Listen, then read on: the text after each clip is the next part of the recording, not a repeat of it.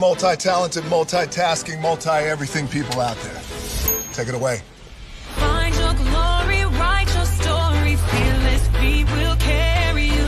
Time you own it, take your moment, be a fire burning through. Hustling from night until morning, grinding it out, it won't be long.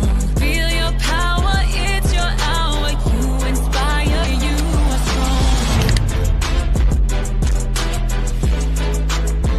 Enjoy your Zoa. No applause? You're all fired.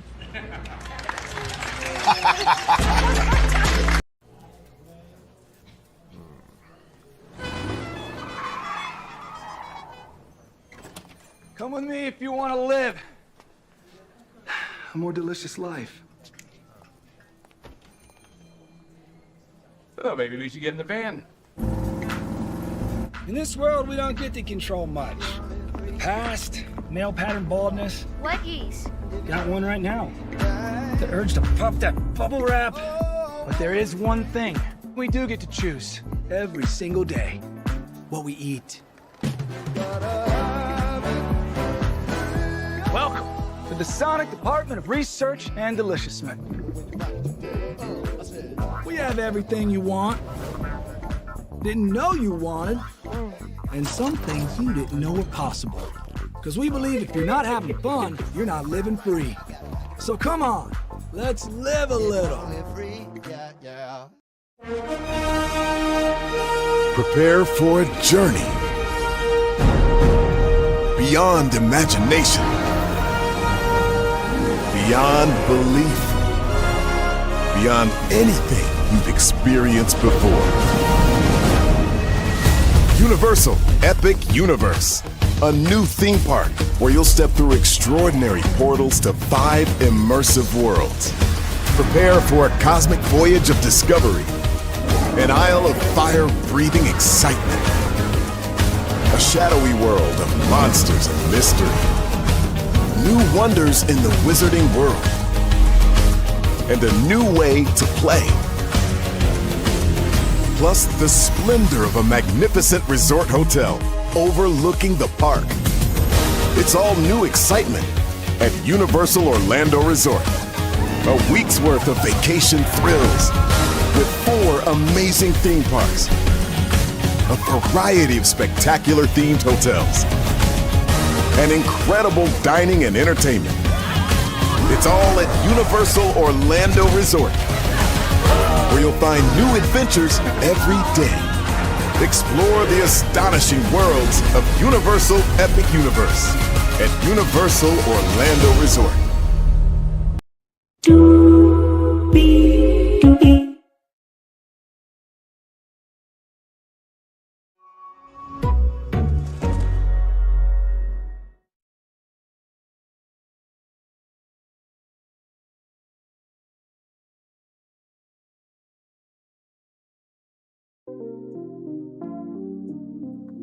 Well, hello to you, and you. Welcome into another edition of Bradley's Virtual Tour Live. Glad to have all you here in the building with me. Tonight, y'all, we're talking about the creator economy. That's right, the creator economy, the content creator economy. That is very excited for this conversation. Got a lot to get through. So with that being said, higher is waiting. Lower's available, rather. But either way, we are live on tour. Let me take down this iconic intro here. You see that virtual tour background? Yes, you do. You hear that virtual tour music? Yes, you do. And then there is me. Hey, everybody. Welcome and glad to have you here once again. Good to see all of you. Let's get to the game doing what we do, because we do have a lot to talk about. Yes, we do. Here we go here. From Yahoo Finance, courtesy of The Wrap. Why a $500 billion, that's right, you heard me right, why a $500 billion creator economy is just the beginning. The Mandala Beach on the Cannes Crescent was a hive of budding business activity at the Lions Creativity Festival this month. Sure, the Madison Avenue brands were straying as usual, and everyone had their smartest person in the room pat her down about AI or artificial intelligence. But in terms of pure follow the money, it was creators who won the week. At marketing firm Influential Space at the Mandela Beach, rising influencer Amanda Demoldenberg, 3.1 million subscribers on YouTube, held court alongside Dharma with 25.4 million subscribers on YouTube, while huge stars like will.i.am and Jason Derulo performed. A few hundred feet down the beach, you found Kai Cenat, 19.3 million TikTok followers, and Alex Earl, 7.5 million followers in the center of activity. The creators economy is now a $185 billion industry, and it's about to become a $500 billion rising behemoth. We are seeing in the heart of what used to be, or still is, an epicenter of the film industry. The conversation around creativity is centered on the entire creator track. Kenny Gold, the managing director and head of social for Deloitte Digital, told The Wrap. So in the biggest gathering of marketers in a given year, this is a sign that the creator economy continues to grow. Gold's assessment isn't unusual. The shift was apparent during this year's upfront, television's annual gathering for advertisers in New York City. Despite flash performances from entertainment mainstays like NBC and Disney, the most energy and excitement came from YouTube's stage. That excitement is an outgrowth of a creator industry that's benefiting from a more robust support infrastructure with bigger, more far-reaching agencies, new monetized creator programs, and artificial intelligence tools that are bringing down production costs. All of this has enabled more creators to think of themselves as entrepreneurs rather than just social media personalities, and advertisers are starting to notice. The landscape has evolved in such a vast way over the last 12 to 24 months, where creators are really now media and entertainment companies at the tip of the spear. Neil Waller, the co-CEO and co-founder of the social media influencer agency, The Waller Group, told The Wrap. The numbers back it up. Creators are estimated to generate $184.9 billion. Let me say that number two more times, rather. $184.9 billion. $184.9 billion. Creators are estimated to generate $184.9 billion in revenue globally in 2025, up 20% from 2024, according to a report from WPP, formerly Group M, while Goldman Sachs says it will hit $480 billion by 2027. So just add 3 more $100 billion checks. Okay.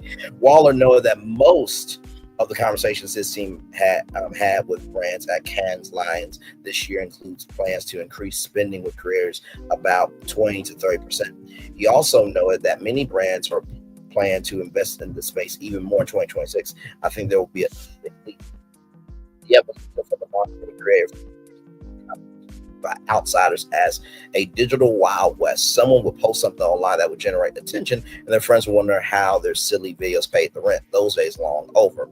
A lot of creators use the words, I'm an entrepreneur, I'm a business owner. That's not something they would have said a few years ago, Waller said.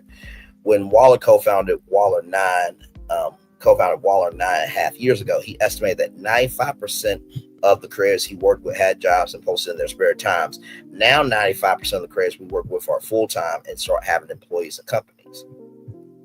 A big reason for this shift has to do with creators like Mr. Beast, who set an example for how to transform a social media following into a larger diversified business.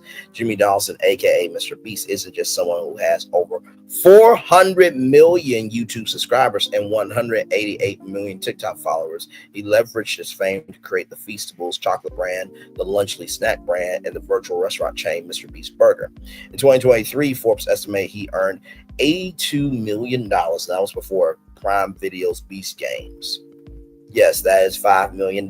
He actually gave away $10 million in the finale with a coin flip. While Mr. Beast gets all the attention, a legion of other creators are following in his footsteps with particular attention to the business element. Many are much smaller in reach. A 2023 Neo Reach study found that 48% of creator earners made $15,000 or less a year, but others are rolling the dice on investing in themselves and the resources they need. We saw growth in the creator economy a few years ago when creators were starting their own consumer brands, but now it's not just that. They are full-blown media companies. Baron Khan, a content creator who has 6.74 million YouTube subscribers, told The Wrap during YouTube's upfront presentation, "That's the path I want to take. I foresee myself being there for the next 20 years." Khan has already taken steps toward his goal, purchasing a 2-bedroom apartment that he has transformed into a content studio for his channel, Course Guide. Khan knows that the investment has already helped him bring more ambitious ideas to life, but that increased studio space and his desire to bring more hires also comes with a bit of pressure. "I do want to bring in more people in-house, but that comes with the responsibility of sustaining the creative business well enough to also sustain their salaries," Khan said. "That's a pressure I think I'm ready for, but I know it's going to come very soon." Man has taken his YouTube content to the next level by building a 125,000 square foot production campus in Los Angeles. The content creator, with a global social media following of over 136 million across 83 active channels. That's right, you heard me. 83 active channel now employs nearly 200 people by bringing his uplifting, family-friendly content to the Darmon family. We're seeing investments happen for growth where large private equity funds are taking interest in creators and studios and putting hundreds of millions of dollars investing in the space. Man told The Wrap, "I think the next stage of this is the mergers and acquisitions that are going to start to take place." It's interesting that Darmon brings up mergers and acquisitions, because we'll get to that here in just a little bit. Now, instead of simply responding to the latest viral trend, many creators are planning several episodes out ahead of time, developing a consistent content schedule that gives them the room for flexibility while dependent on monetization from their existing library of content. One of the reasons Goldman Sachs has such an ambitious target are the brand partnerships and potential merchandising opportunities that have emerged. For some creators, taking brand interest a step further. For example, Alex Earl took equity in the prebiotic soda Poppy in exchange for becoming a brand ambassador ahead of its $1.95 billion acquisition. Enjoy the team behind Sip Marks as an inventor, operator, brand builder, according to the Wall Street Journal. Oh, my Lord Jesus. Creators are now really media and creators are really now media and entertainment companies at the tip of the spear. Neil Waller, co-CEO of the Waller Group.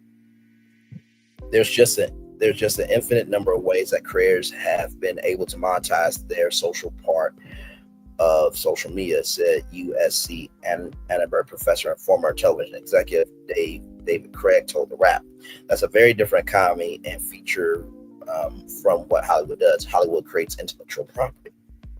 A more robust support system for creators." Harvard Business School professor John Dighton told The Wrap, "It was not until the last 2 to 3 years that enough infrastructure has been built to make the business model around the creator economy feasible for someone to decide to give up their day job and supplement their day job with the creation of content." On the platform side, there's been a reduction in flash in the pan creator funds designed to draw in new creators. In place of these limited offerings, several platforms have launched more stable creator programs. They often include revenue sharing and bonus options for creators who meet a specific criteria. For example, YouTube unlocks ad revenue once they hit past 1,000 subscribers. I think it's down to 500, if I'm not mistaken. But maybe I could be wrong. While TikTok and Snapchat reward creators once they hit 10,000 followers and 50,000 followers respectively. Several platforms also now allow creators to make subscription-based content, which serves as an additional revenue stream. YouTube and TikTok currently have subscription offerings for creators. Instagram lets creators place some content behind a paywall. There's also the rise of artificial intelligence tools, many of which are specifically designed to help creators brainstorm and bring down production costs. Social media ends up becoming much more of a kind of marketing strategy for them to build their online community. Craig said of the new subscriber models.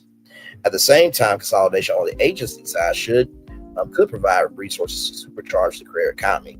Omicron's recent acquisition of Interpublic Group is expected to give Omicron clients improved influencer selection and more tools when it comes to campaign targeting and measurement, which means more creators may have the opportunity to work with even bigger brands. Why is it blowing up now? While creators have benefited from marketing dollars in the past, this year marks a pivotal change. Ad spend is shifting from the traditional linear formats, radio, television, newspapers, magazines, what have you, and over to the creator economy. Dennis Ortiz, principal in technology, media, and telecommunications for Deloitte, told The Wrap, the social media budgets for brands increased an average of 9% from 2023 to 2024, according to Deloitte's Digital 2025 State of Social Research. That same report found that creators topped the list when it came to the priorities of social media marketing budgets, taking up 24% of the total yearly spend on average. So right here, share of GDP right here. So 2% in 2008, 12% in 2% in 2008, 3% in 2012, 6% in 2016, 11% in 2020, and 18% in 2024. So right here, annual growth started right here in 2012. And as you can see here, it has peaked to above 21% there. So as you can see, it's growing. Right here, the IAB and Harvard Business School report found that the compound annual growth in jobs in the digital sector from 2020 to 2024 was 12 times larger than of the U.S. civilian workforce during the same period. That part of that has to do with planned ad spends from previous years finally coming to fruition in the market. Since brands typically plan their ad spends months, if not years ahead of time, it takes a while for these investments to appear. But part of this also has to do with creators themselves. As monetization platforms have become more consistent, business plans and strict content schedules from creators have become more of the norm in the industry. That has emboldened advertisers to invest in more creators.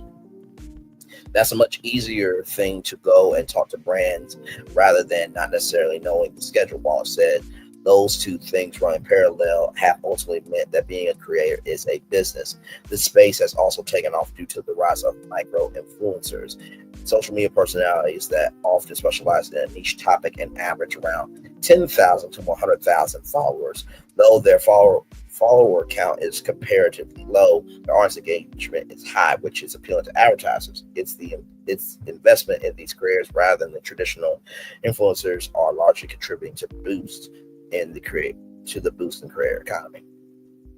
There's also evidence that this segment still has room for growth, with the digital sector accounting for 18% of the nation's GDP in 2024, according to an April study from the Harvard Business School and the Interactive Advertising Bureau. The creator economy has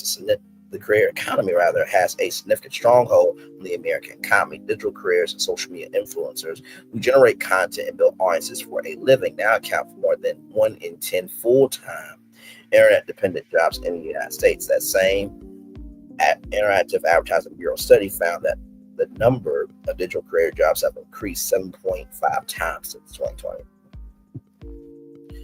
3% here in 2008, 5.1% in 2012, 10.4% in 2016, 2020, 17.7%, and then in 2024, 28.4%. So, yeah. Right here, creators don't think of the people that they spend their time with as their audience. They feel like they're forming some sort of relationship. Craig said there's a very big difference between Mr. Beast's community and Brad Pitt fans. Challenges remain, but there are still hurdles when it comes to this industry. The biggest is being the lack of consistent measurement tools. Whereas television has Nielsen ratings to tell advertisers how many people their ad reach, the creator economy doesn't have a set audience measurement standard.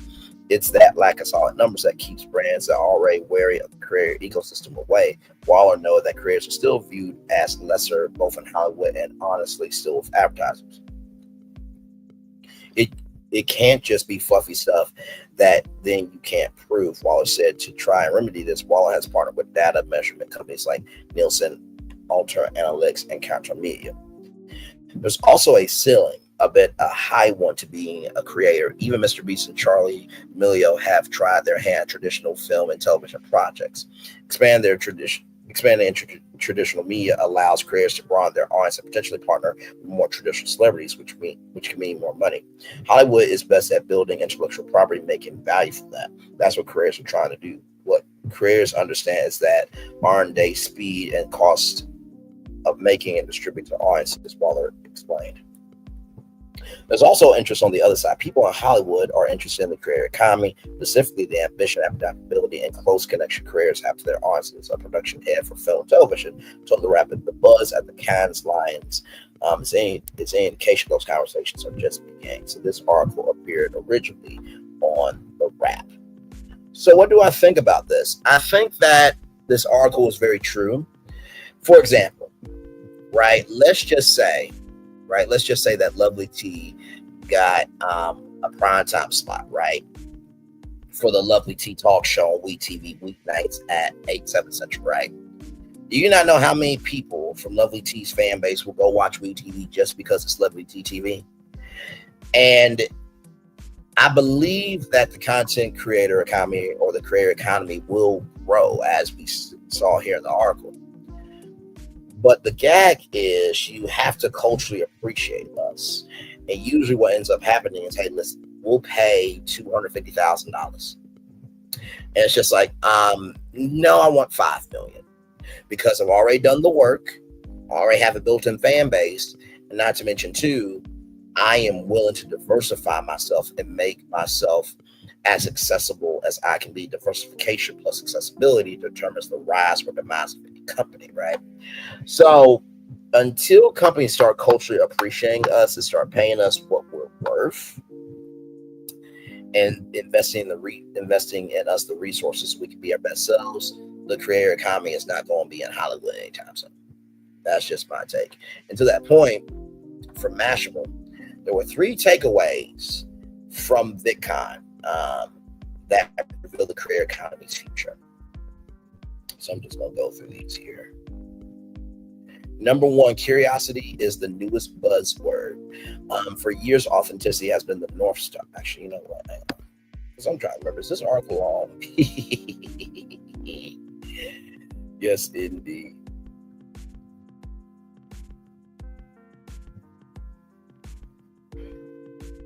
It's not too long, but I do want to talk to y'all about 2 things from this. Now, everybody knows about AI. That's not a surprise to them. Right? That's not a surprise to them.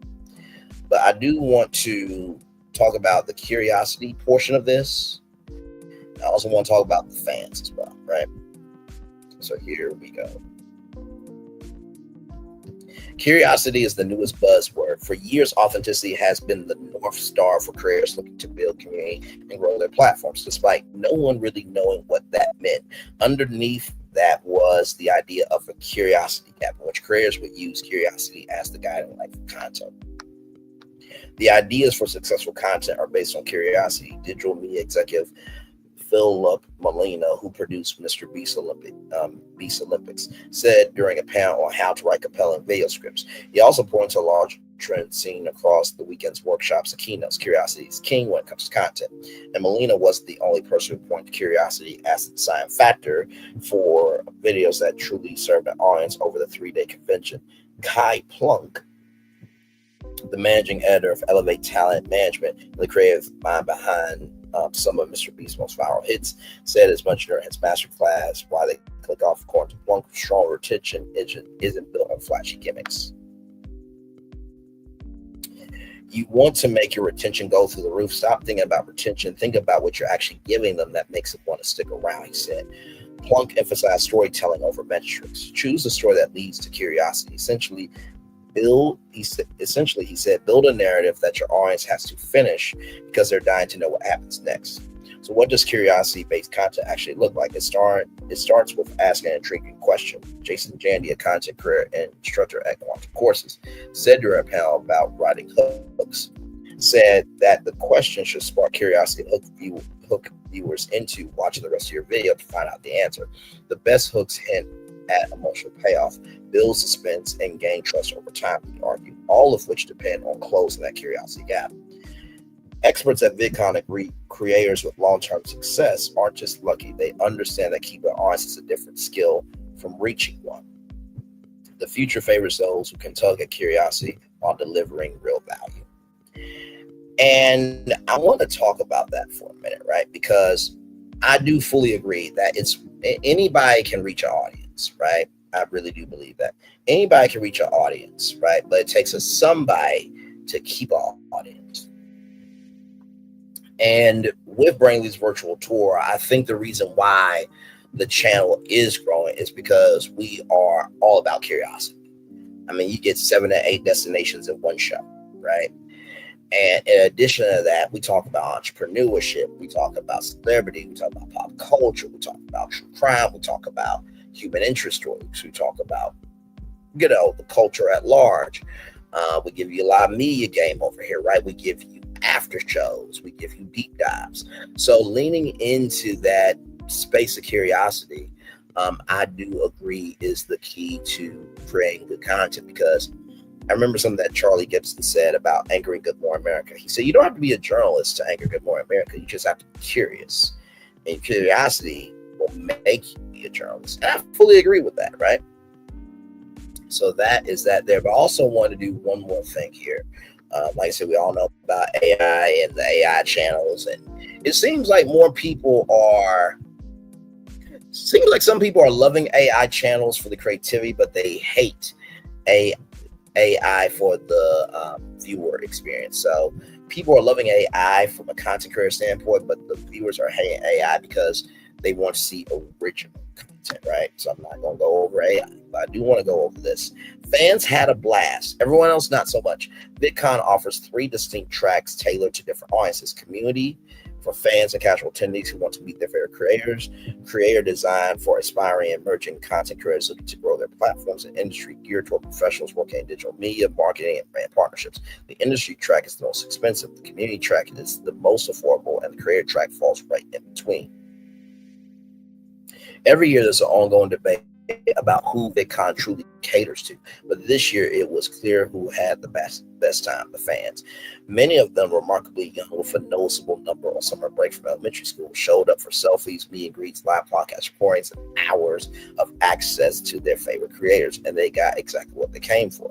Meanwhile, creators and industry professionals spent their days in back-to-back panels on brand growth, monetization strategies, and the state of the creator economy. Insightful? Sometimes. Fun? Rarely. Even among the 200-some featured creators, the sentiment was mixed. The swag was underwhelming. The events less than exciting years past, and the overall vibe just felt off. As for the industry track, it often felt like more of a marketplace than a hub for meaningful networking. If one thing is constant, it is this: an ongoing identity crisis. Is it for fans, for creators trying to break through, for those who've already made it, or for the brands trying to capitalize on all the above? And it's trying to serve all these audiences. Does it end up fully serving none of them? That's not necessarily a bad thing. After all, VidCon has always been a space for fans to connect with their favorite digital creators in real life IRL. But it does signal a shift in how the creator economy sees its biggest annual gap.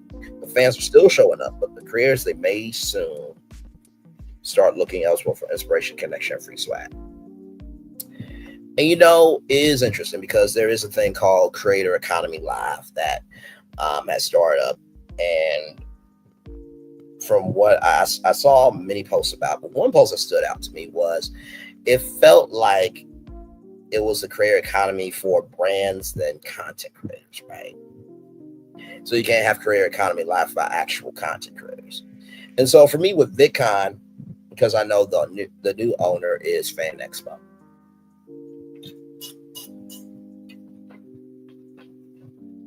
Sorry.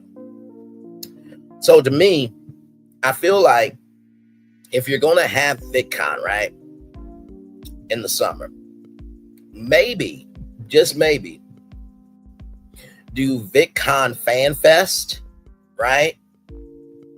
And then do VidCon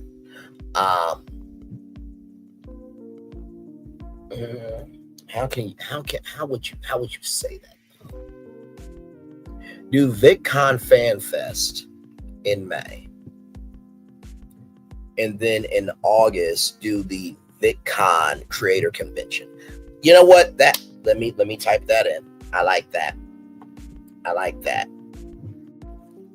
VidCon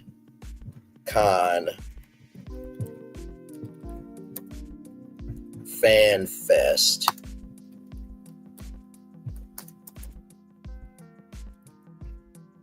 in May, then VidCon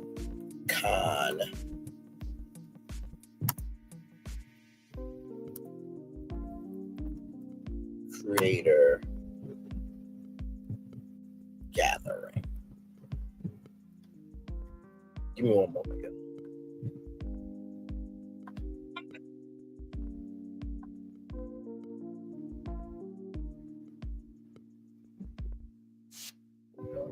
Okay.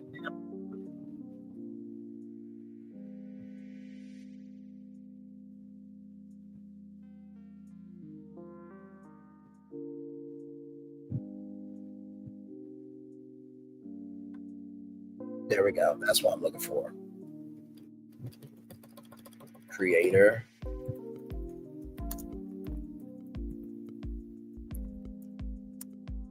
There we go.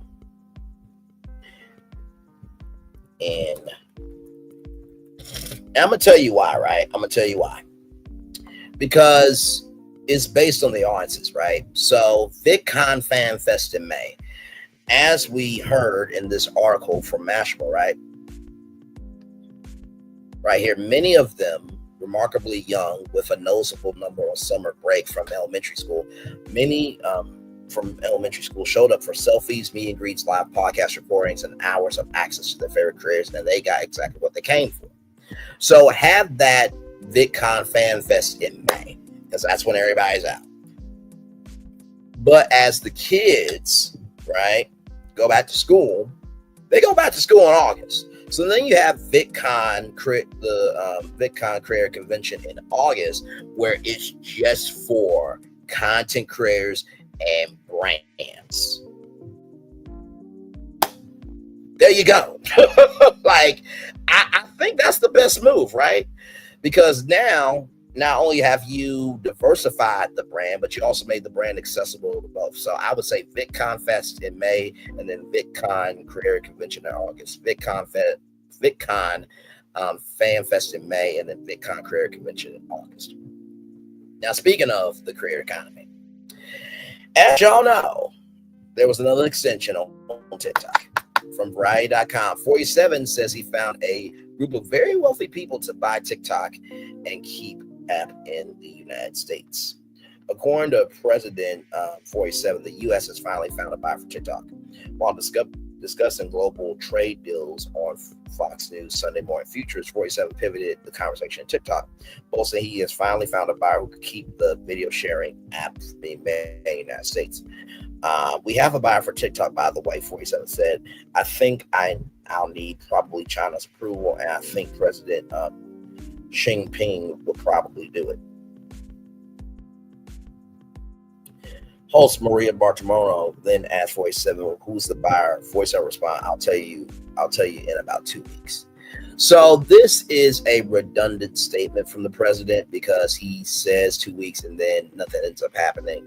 So with that being said, let me see something real quick,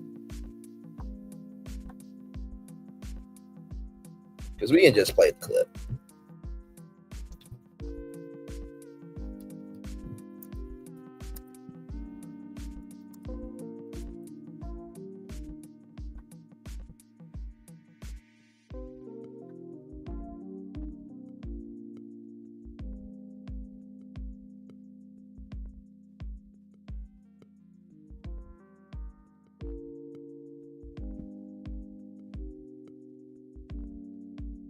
Give me a moment, y'all. I'm going to find the part of TikTok.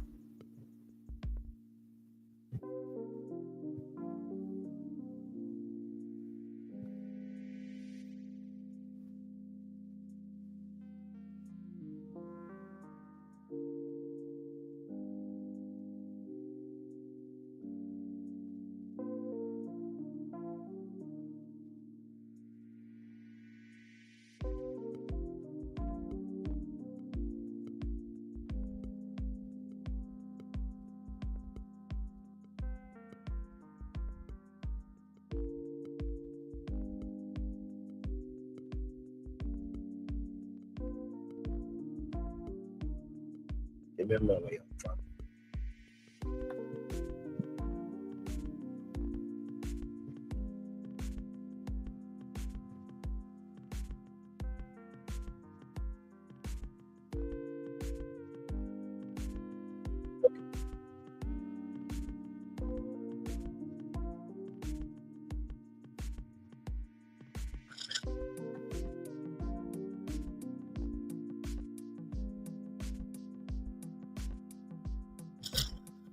Okay, here we go, y'all. Oh shit. Sorry, y'all. Give me a moment. Give me one momento, please. One momento. Shit. One momento, y'all. Okay. Hi again. So here we go here.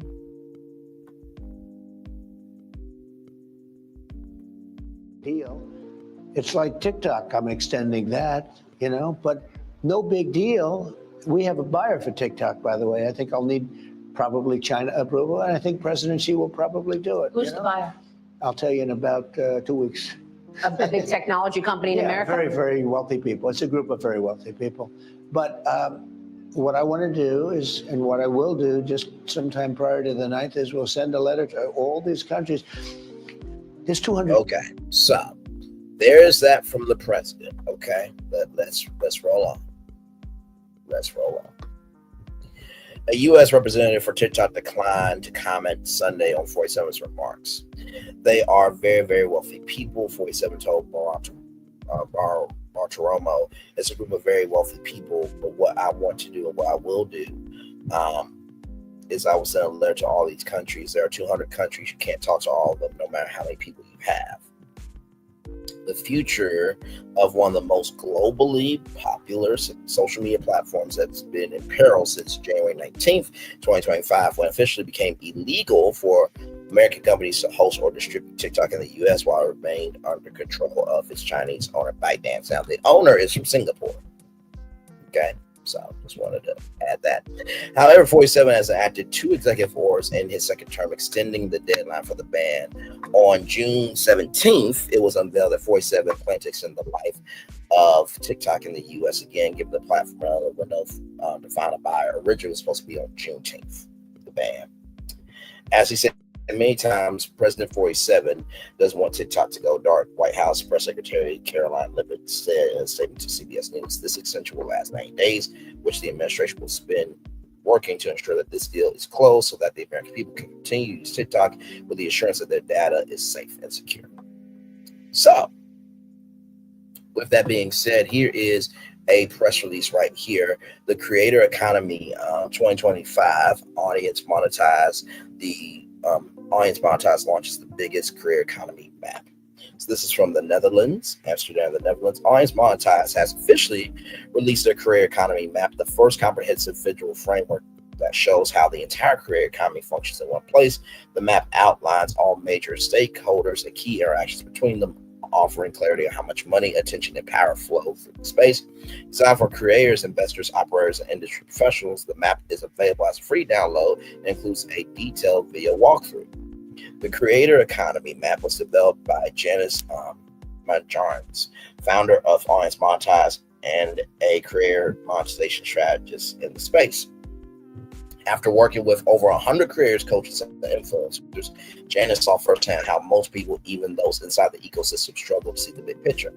In 2024, Majorans launched CareerEconomyTools.com, a side project that featured a database over 1,000 tools, apps, and platforms for content creators. So we'll look at that here in just a minute. If it'll load up. Sometimes tech want to be tech. Okay, there it is there. So here it is, content creator tools right there. You can download the database there. And by the way, I will put that link in the description box, okay? Because we're about accessibility and diversification over here. The project went viral, was picked up by newsletters, and got the second best prize of the day from Pride Hunt. But the response also revealed a deeper demand, not just tools, but a complete model of how the creator economy actually works. People see creators And platforms really miss the relationships between creators, brands, managers, freelancers, and investors, says Majons. This map finally connects the dots and shows who does what, how value flows, and where the real opportunities are. What the creator economy map includes. The map breaks the industry into clear visual categories and shows specific interactions between them.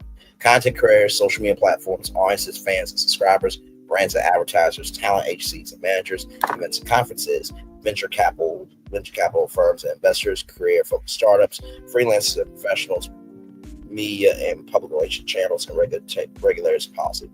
Every node is linked. The map shows how key stakeholders interact, support, or compete with each other. It's a systems-level view of an ecosystem that's been growing in fragments over a decade. A necessary map for a maturing industry. The creator economy map comes at a turning point with over 250 million people. Damn, that's a lot of people. With over 250 million people creating content, only a tiny fraction earning a full-time income, many are reevaluating what sustainable monetization looks like. The map helps industry players and content creators reorient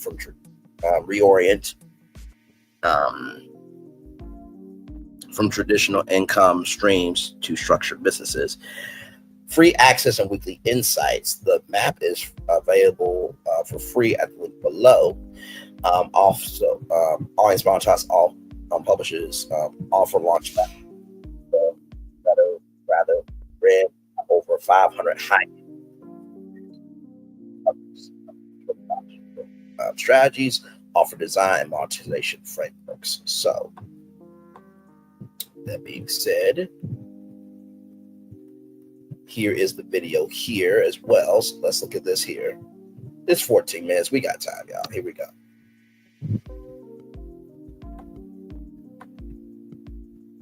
And we will show the map as well. Want to give credit where credit is due here. Here we go.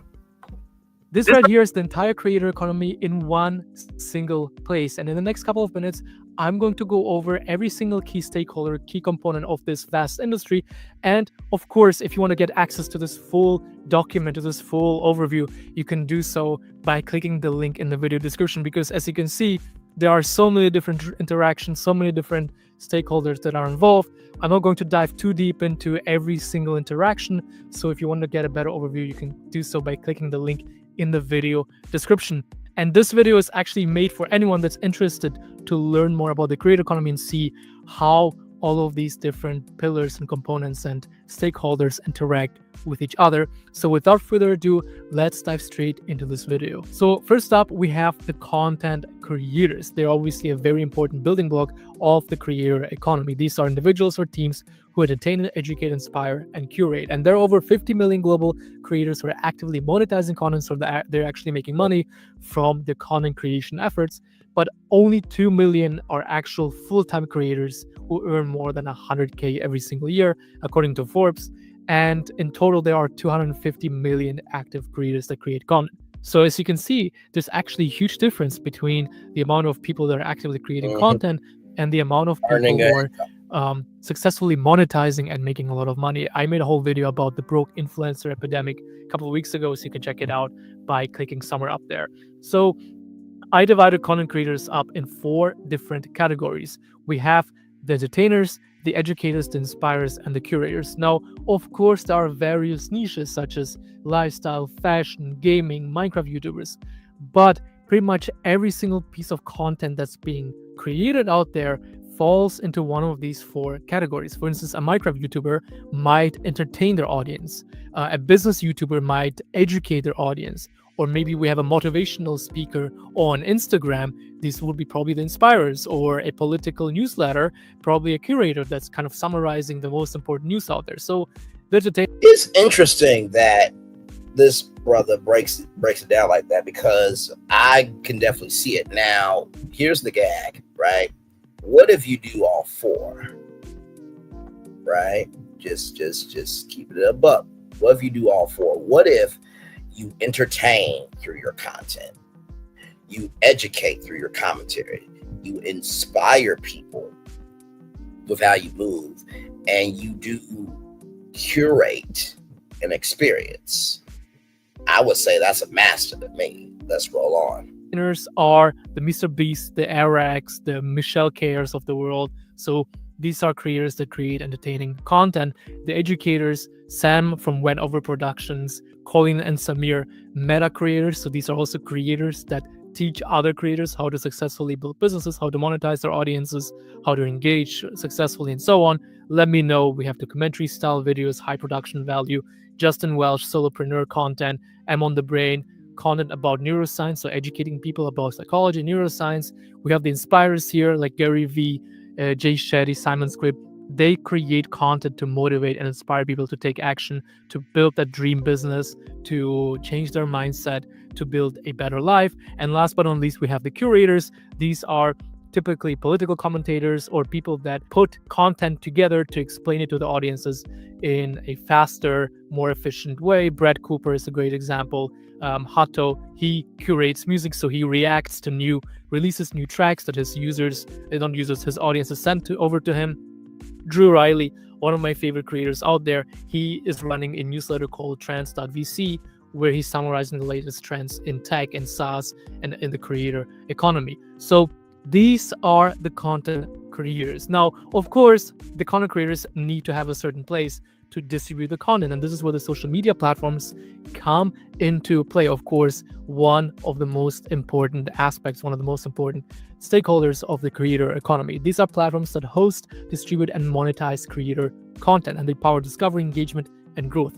There are over 4.9 active social media users globally at this very moment. Platforms like YouTube, TikTok, and Instagram serve as main distribution engines for creators. So these are some examples of the most commonly used social media platforms that are out there.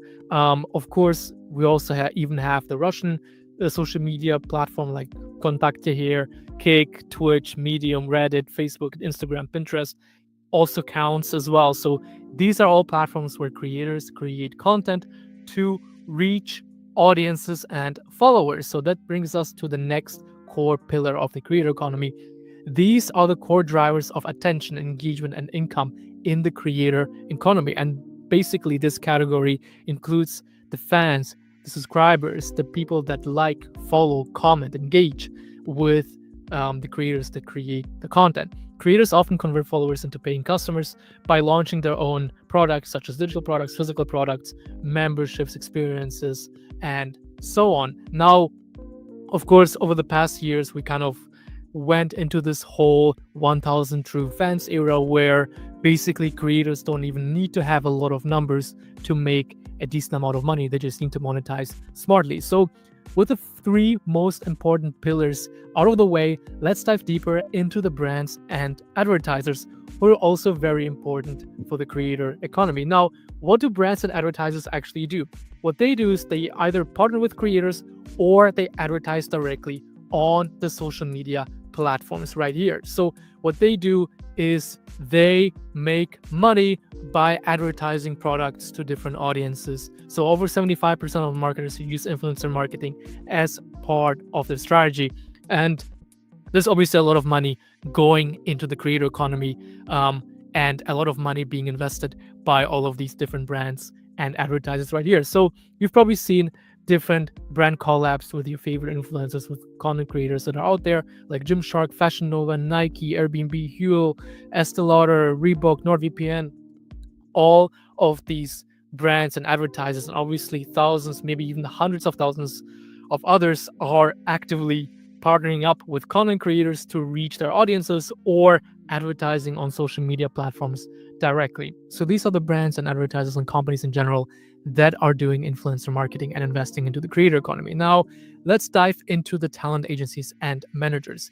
They are very important because over 70% of creators with over 500,000 followers have some sort of formal representation, and the role of these talent agencies and managers is to help the creators to manage all the boring parts, the talent agencies. Hang on. Wait a minute. Hang on, y'all.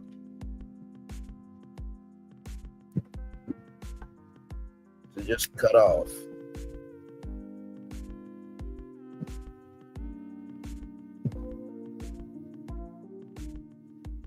There we go. Okay. We were at right here, the brands and advertisers. And advertisers who are also very important for the creator economy. Now, what do brands and advertisers actually do? What they do is they either partner with creators or they advertise directly on the social media platforms right here. So what they do is they make money by advertising products to different audiences. So over 75% of marketers use influencer marketing as part of their strategy. And there's obviously a lot of money going into the creator economy, and a lot of money being invested by all of these different brands and advertisers. So for example, let's just say that I'm tea sipping with Arizona iced tea, or we're talking hot and heavy with Hattie B's Nashville hot chicken. That's how you would do branded content, right? So those brands would come up with some branded content for their YouTube channel, their Facebook, their Twitter, their Instagram, their YouTube, their TikTok, whatever the hell. So there you go with that. That is right here. So you've probably seen different brand collabs with your favorite influencers, with content creators that are out there, like Gymshark, Fashion Nova, Nike, Airbnb, Huel, Estee Lauder, Reebok, NordVPN.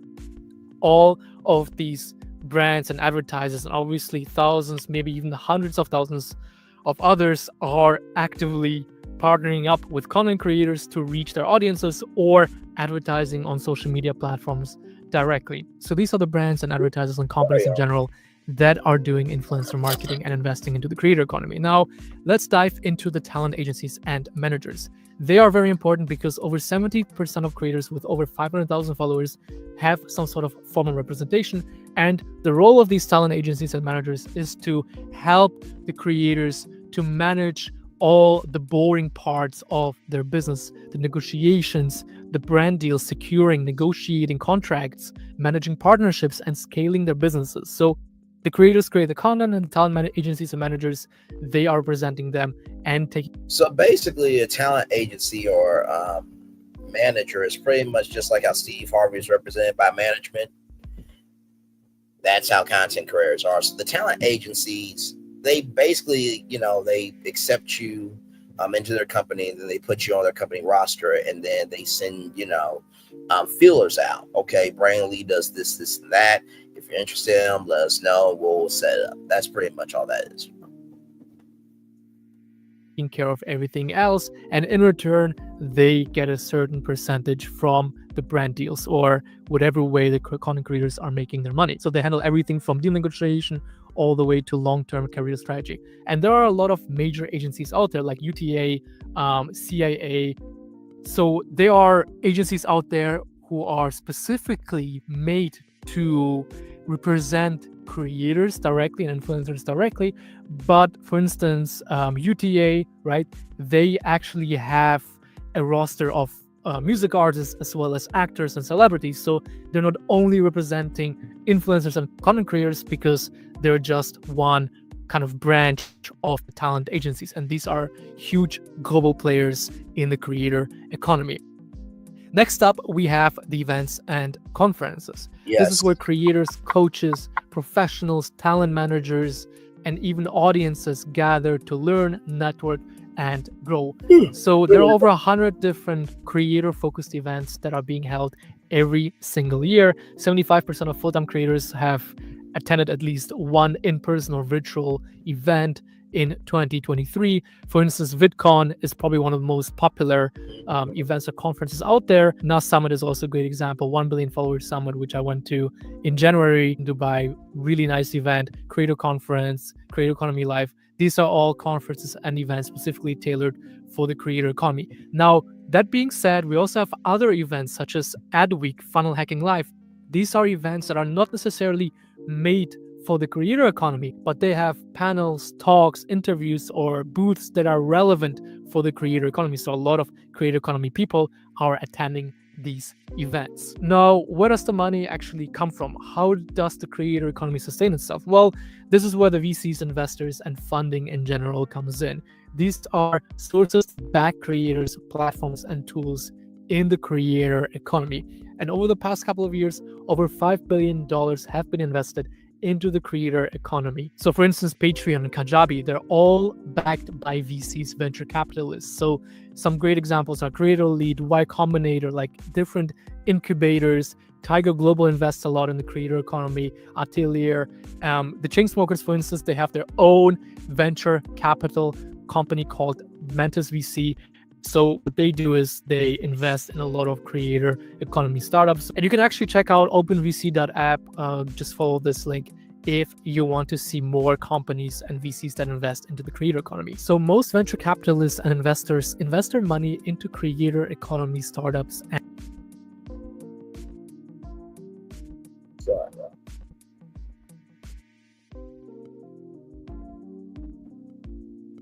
Okay, I did hear something. Okay, my bad. So where are we here? So yes, so those venture capital firms, they invest a lot of money.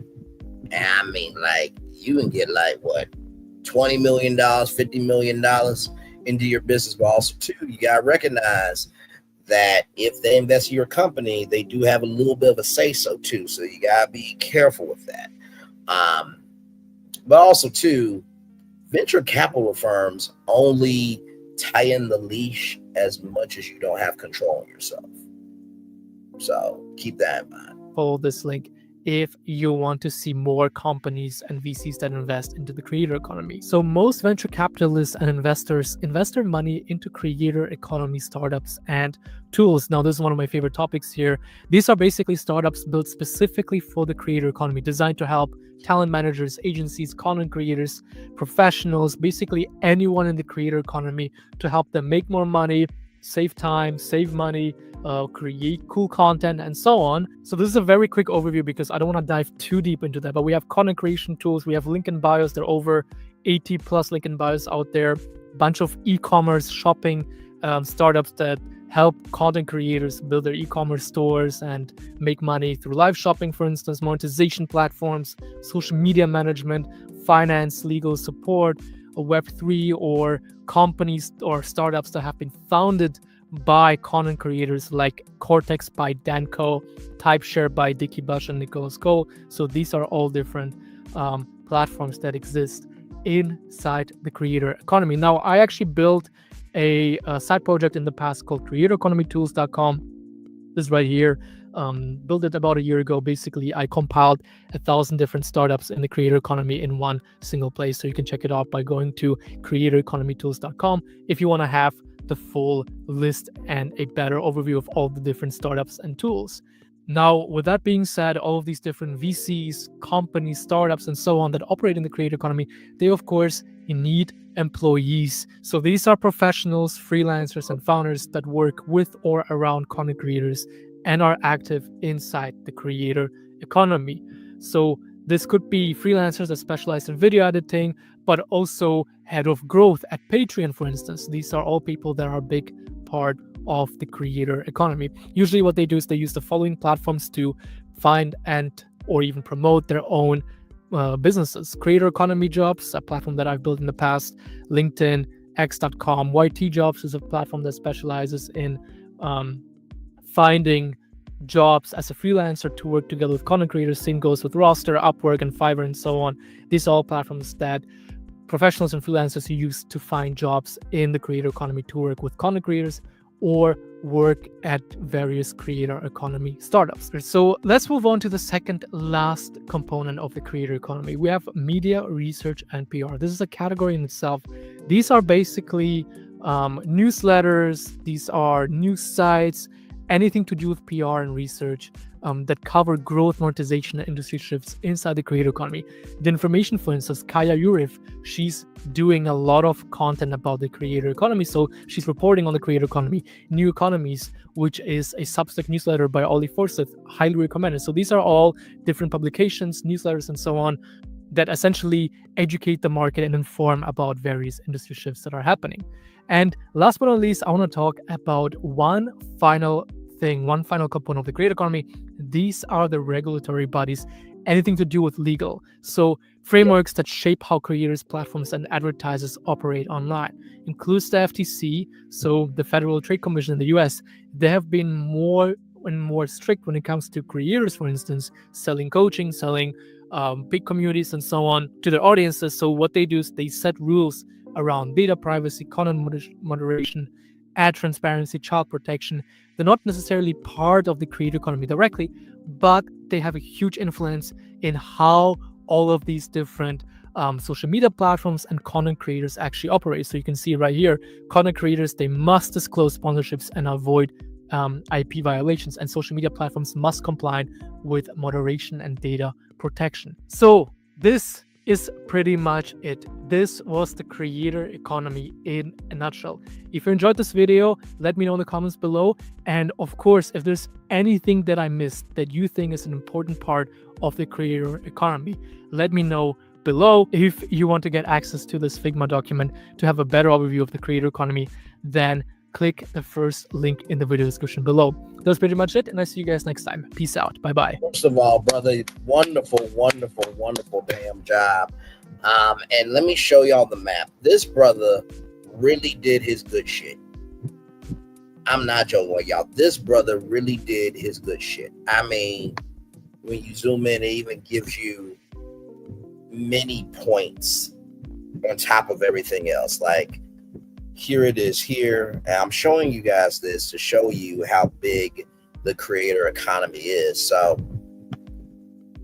and then you got the brands and advertisers. So right here, social media platforms, of course. Then you have the brands and advertisers right here. And one thing that I've been doing is I've been looking at some of the companies' YouTube channels. And if my YouTube channel is beating their YouTube channel, I just jot down in their numbers and their subscriber count, right? So just a little tip. Then you got the talent agencies and managers here.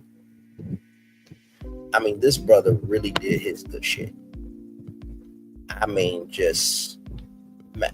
First of all, and not to mention too, when you pull it back, you see how this line for audiences and followers goes right here to events and conferences, right? So he shows you the interconnections between all this. Then you got, of course, right here, professionals, freelancers, and founders. These are platforms here to find jobs and to promote your own businesses there.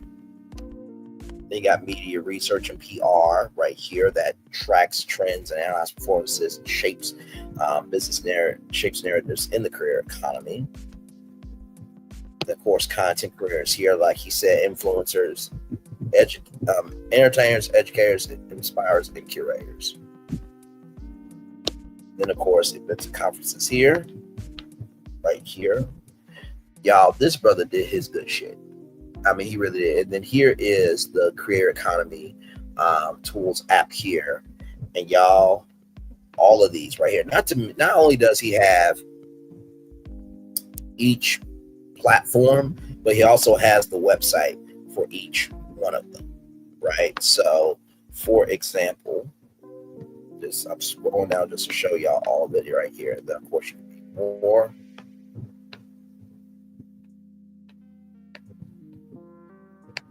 I mean, this is fascinating, absolutely fascinating. So I'm going to go back up to the top here, and I'm going to click live streaming, because that's what we do. We live stream, right? So look at how many live streaming platforms there are.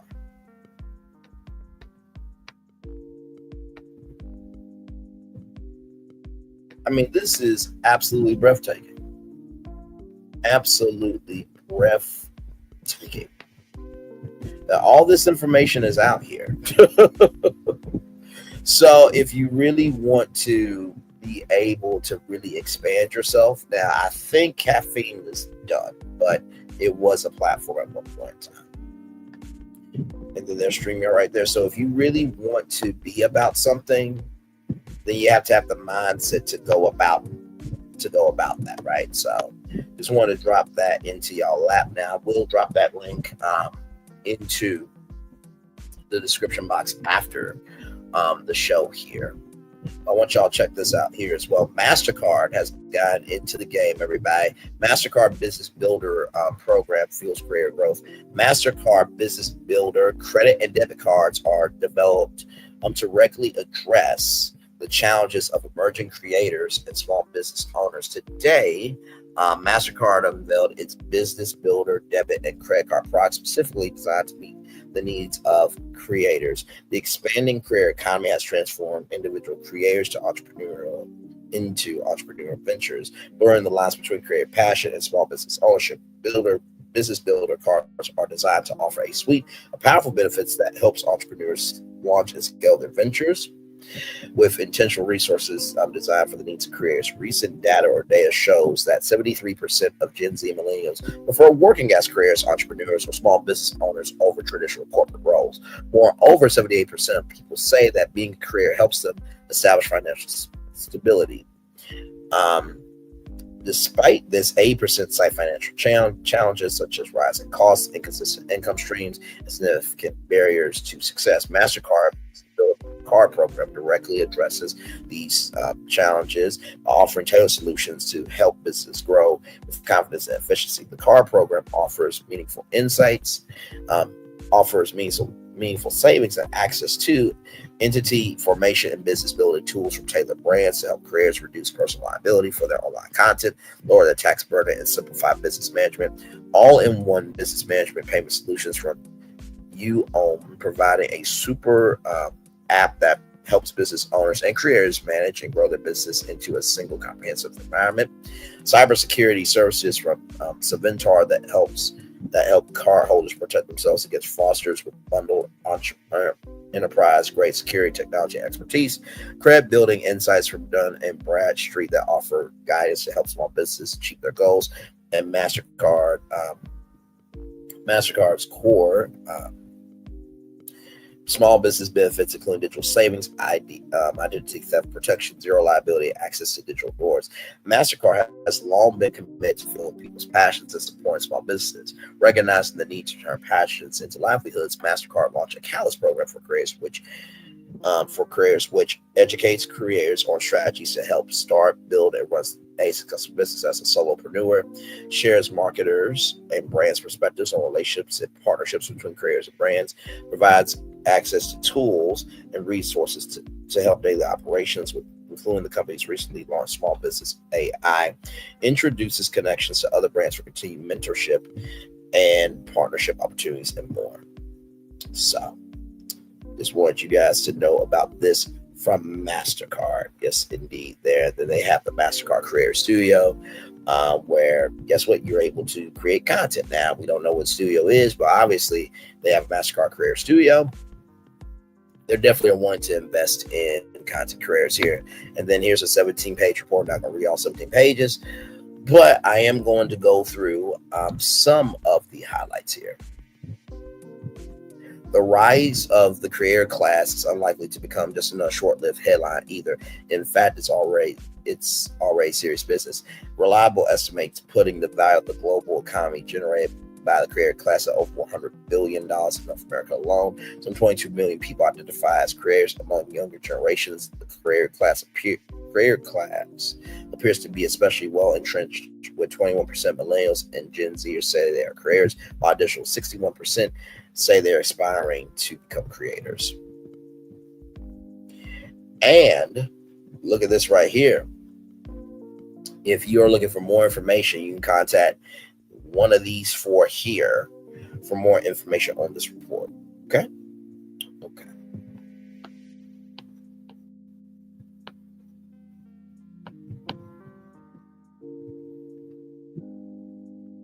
So I put this in the description box below, so that way you guys can have access to it.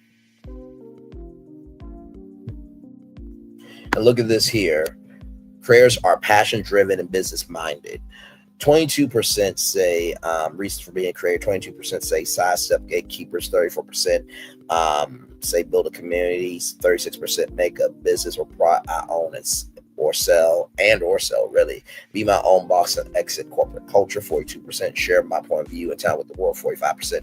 And 45% tied for the biggest reason is supplement or increase my income. More than a quarter, 29% of careers can be considered a small or micro business based on revenue earning more than $50,000 a year.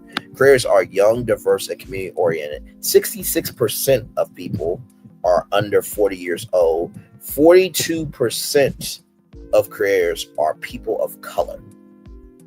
82% have financially support other careers, and 57% became a career to focus on their passions. So 42% are people of color, 11% Black, 11% Hispanic, 7% Asian American, Pacific Islander, I think, and then 13% other, versus 74% of white careers who have done so. So I just wanted to say that there. And then, of course, you got Mr. Beast here. $54 million annual income, diversified income, daily income 6 figures. Kate, Nora, and Blippi, daily income $20,000. So they have the unique needs of creators here, and then top needs from brands: hobby creators, financial support; struggling artists, financial support; monetizers, help with increased content distribution; rising stars, bear the right tools to create better content; and financial support for all end creators. Balancing content creation with my other commitments. 41% top drivers of burnout. Feel like I should always be creating some. 40% creating content that doesn't receive attention. 36% constant pressure to always be updating. 36%. Right here, 86% of creators feel like they do not have control of their content. 91% of BIPOC creators versus 82% of white people. Top drivers are losing control of content, social media algorithms, impact, reach, and relevancy. 38% tied with social media platform change what features they prioritize. 38% keeping up with platform rules and guidelines. 35% and social media platforms owning my RS. 34%. Like I said, this is really a fascinating report here. Just want to show y'all this here. So that is inside the description box below. So just wanted y'all to see that. Now, with that being said, we do have more Braylon's Virtual Tour Live coming up right from the space right here, right now. I want to read these facts here as well. Top financial challenges: rising costs / expenses associated with running my business, 31%. Inconsistent, unpredictable income streams, 31%. Keeping up with financial operations, 31%. Top 3 financial challenges, all tied at 31%. Lack of reliable, credible sources of funding, 27%. Lack of access to funding, credit, loans, etc., at 26%. Now, this brother, his name is Attraction Ideas, and I want to bring this up here because I believe that this, I have some ideas about this. Attraction Ideas is a very good content creator. So here we go with this. Sale is happening now. San Francisco, both a great American city and unfortunately a rather sad theme park land at Universal Studios, Florida. Despite being a land that opened with the park over 35 years ago, this land has not improved in that time period, but has actually quietly fallen from grace. All the while, most of the other lands in this park have not only improved, but have dramatically improved during that same stretch of time. And make no mistake about it, folks, it is not due to a lack of change. This land has not been left to collect dust for 35 years. No, in fact, it has seen extremely radical change over those 35 years that have actually resulted in it becoming a bit of an overlooked land. You see, when the land first opened, it had a pioneer, it had a landmark attraction that anchored the whole land, that being Earthquake, a ride that was very much so in tune and connected with the entire San Francisco theme, thus bringing the whole land together and being an attraction that really attracted a lot of traffic to San Francisco that really today it doesn't get. Now, over time, Earthquake would be replaced by Disaster. Beetlejuice Graveyard Review would be added as a show to the land, even though Beetlejuice not really super well tied in with San Francisco as a theme, but it was still another attraction for the land that brought more foot traffic and attention to it. Ultimately, both Disaster and Beetlejuice would be removed for one attraction, that being Fast and Furious Supercharged, the only attraction that still remains in the San Francisco land today. And if you're familiar with Fast and Furious Supercharged, then I guess not a lot of people like the ride, much y'all. explaining how the San Francisco land has fallen from grace. As Fast and Furious Supercharged is not only a rather bad attraction, just to put it bluntly, but it also is an unpopular attraction, mainly because, it's not particularly good. So its foot traffic is very low. And as a result, the foot traffic of San Francisco... By the way, all it is just video screens. You're just driving through and video screens are on the side. It's not that interactive. As a whole, is very low because it's the only major draw that the land has. That being said, the land still gets a decent amount of people walking through it. But that's the thing. They're just walking through it. They're not stopping and doing anything unless maybe they're getting a bite to eat from the 2 restaurants that it has here. Otherwise, people are not really stopping and doing things or spending much time in this land. In fact, the primary reason today that people travel through the San Francisco land is not for Fast and Furious, it's not for the restaurants, but no, it is to simply travel to Diagon Alley. That is simply it. It is a means to an end. Nobody goes to San Francisco because they want to be in San Francisco. They go there so they can get to Diagon Alley, which is right next door, meaning that San Francisco, in spite of having a major attraction in the land in Fast and Furious Supercharged, has actually found itself in the same boat, the same category, believe it or not, as the Lost Continent over in Islands of Adventure, a land that literally has 0 attractions. By the way, everyone is saying this is what Zelda's going to be because you see the rock work and it'll be very easy transition to Nintendo Zelda in the Lost Continent.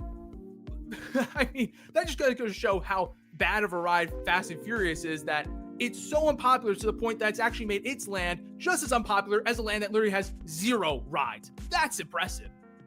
Hyundai Santa Fe versus Subaru Outback. Look what Santa Fe has and what Outback. Ultimately, the absence of a ride like Earthquake that was connected to the San Francisco theme and actually did bring in a decent amount of foot traffic and was, relatively high regarded by guests riding it, is really what this land is missing. And it's the big hole that it has, because the rest of the land is fine. It's enjoyable. The theming is nice. The atmosphere is cool. I actually am a big fan of some of the restaurants. Richter's is fine. It's your standard theme park burger. It's nothing special. But Lombard's, I think, is honestly kind of an underrated seafood restaurant in this park. And I think it doesn't get enough love for just how good it is. And part of the reason for that is simply because 90% of the time when people are walking through this land, it is simply just to see the sights and get out of Dodge. So clearly something needs to be done to salvage what's left of this land. The question is, how do you go about doing that? I mean, really, there are 2 options. There are 2 routes, right? You could save and you could salvage the land, right? Get rid of Fast and Furious Supercharged, which we know is likely on the way out anyways, right? I mean, it's already basically a seasonal attraction. It's closed during the fall Halloween season most years at this point. And honestly, as we already talked about, is already extremely unpopular to the point where Universal cannot deny it anymore that this ride is worth getting rid of, in spite of its age not really being all that high in the grand scheme of the resort. But in getting rid of the only attraction in this land, the major attraction in this land, well, all of a sudden that also opens the door for an option 2, which would just be to bulldoze the land, reduce it to rubble, and replace it with something entirely new, which could be really sort of enticing for Universal, who has been going all in on these single IP, single property lands that are fully immersive, fully enclosed, and are not resembling real life locations. So it is very possible that maybe San Francisco could be on its way out as a whole. But I would say let's hold your horses there, Universal, because this land still has a lot to offer. It still has a lot of value. It's just that value is being overlooked. It's being ignored by most of the general public simply because they don't want to stop in this land. They see no reason to make a stop in this land as things are today.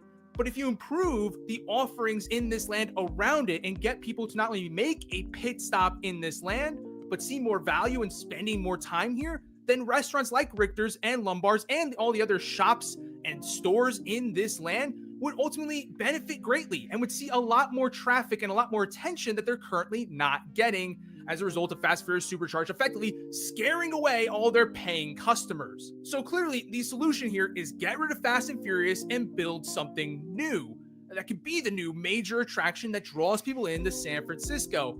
Here's the problem, though, is that Fast and Furious takes up a lot of space. And let's be honest, folks, when we're talking about major media franchises, there's not that many that really take place in San Francisco or tied in with the San Francisco theme. Certainly not as much as, say, London or Hollywood or New York. So I would say there's actually a very high probability that Fast and Furious' show building, when the ride ultimately does get replaced, could very well be either looped in with New York, which, let's be honest, the entrance to Fast and Furious Supercharged is right at the border of where the New York land ends. It would be very easy to just retheme that section and loop it into the New York land as a whole. So that could easily enough lead to a New York themed attraction, maybe even a Ghostbusters dark ride or something. Now, the Ghostbusters, you know, there's Ghostbusters Firehouse reference where Rip Ride Rocket is right now. So there could be a Ghostbusters roller coaster happening over in that section of the park. Something along those lines.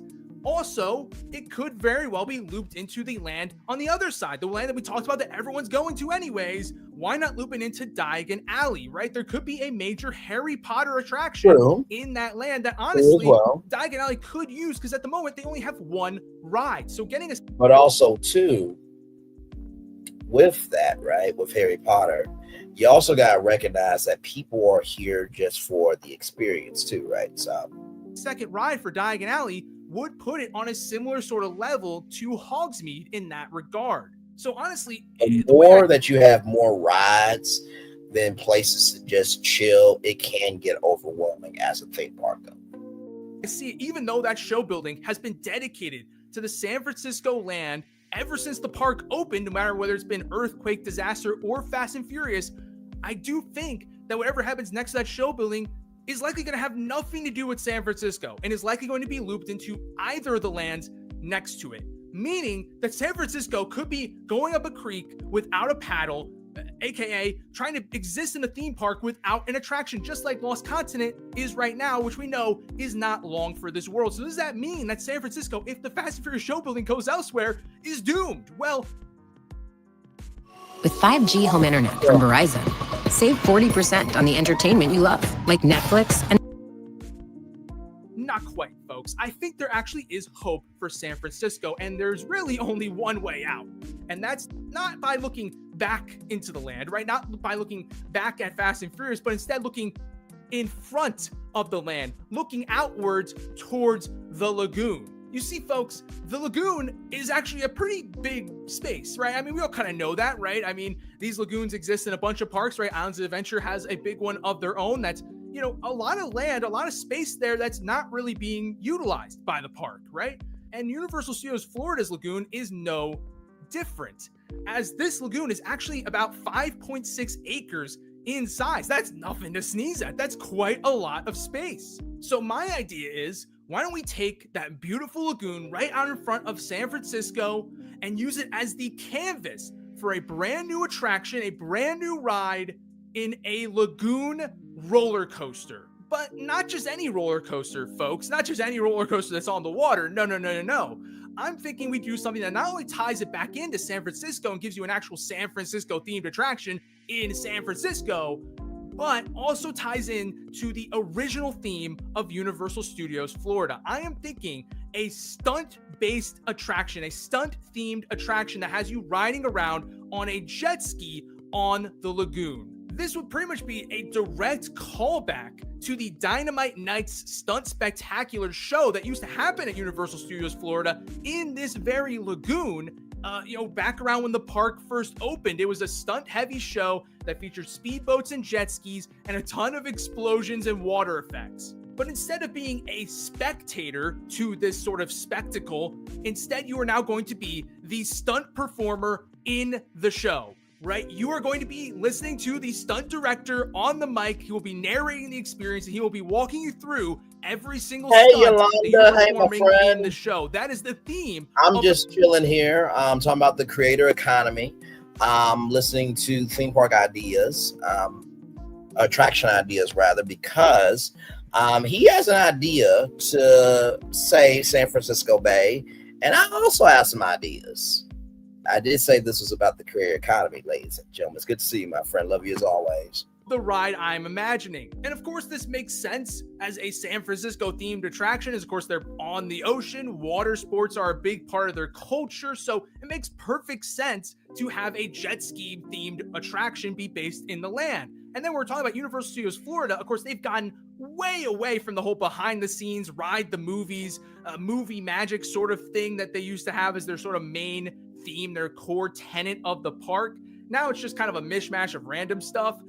But this would be a good way to sort of bring that back in a way. Where I'm not saying you have to make every ride a behind-the-scenes sort of movie magic ride, but I think it'd be nice to still have something that resembles Ride the Movies, because I think that people do still kind of yearn to, see how basically the sausage is made. I think there is still some value in that, even if it is just in like one attraction. Because right now, I mean, really, you have it in what? Horror Makeup Show, and to a lesser extent, Revenge of the Mummy. Otherwise, this whole idea of Ride the Movies is completely gone from Universal Studios Florida. So bringing it back, even in just a minor way for this attraction, I think would go a long way with guests. And using sort of stunts as our sort of behind the scenes vehicle makes perfect sense, because when we think about the way that most movies are made nowadays, I mean, most of it is done via CGI and green screens, right? It's taken a lot of the glitz and glamour of the behind the scenes of movie making out of the process, right? It's not quite as luxurious or interesting as it used to be, but stunts are still done practically by and large. So that's something that you can absolutely kind of leverage when creating this attraction. And you may be saying at this point, well, wait a minute. So this is not tied into any sort of IP. This is not tied into any sort of media franchise. So one, how do you expect Universal to greenlight a project like this? And two, how do you expect a project like this to be successful with guests? Well, folks, the answer is because it's a roller coaster, okay? More than any other ride type, it has been proven time and time again, whether it be at Universal or Disney, that if you have a roller coaster that is of high quality, it will still be popular with guests regardless if it's tied to a media franchise or not. By the way, or Disney, that if you have a roller coaster that is of high quality, it will still be. By the way, I do not like this sad snowman. Can somebody make him smile? I do not like this. I do not like this here. I do not like this there. I do not like it anywhere, Brantley. I am popular with guests regardless if it's tied to a media franchise or not. We've seen it most recently with Stardust Racers. That's had no problem being extremely popular. We've seen it in the past with Dueling Dragons. Heck, even, we can go as far back as Space Mountain, Big Thunder Mountain, right? It's been proven time and time again that if you create a good roller coaster that's good from a thrills and intensity perspective, but also has some good theming to it, it can be successful in these major theme parks that do, for the most part, rely on massively immersive experiences.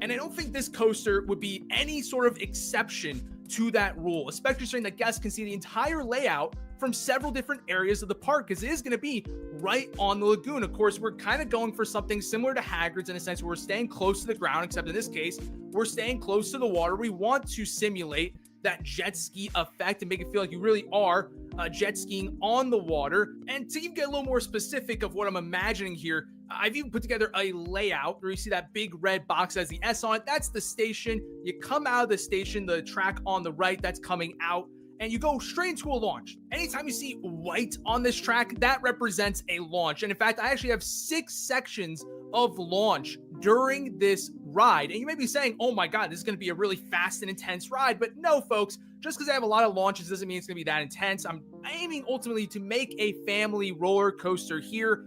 Think more hiccups, less Velocicoaster. And after this first launch, you're going to go into a wide bank turn, basically an overbank turn, where you're going to go up out of the water a little bit, and you're going to go ahead and splash the guests who are standing on the pathway behind you. It's a perfect moment, a perfect interactive element that really ties the whole ride in with the rest of the park, and also offers, a way for guests to get cool during this park experience. Because let's be honest, Studios, yeah, sure, it's got a lot of indoor attractions, but it doesn't have a water ride. So a ride like this that can help get guests wet, whether they're on the ride or off the ride, definitely holds a lot of value. After this, I have another couple series of launches and overbank turns, right? Kind of repeating itself a little bit. And then we get to this yellow track.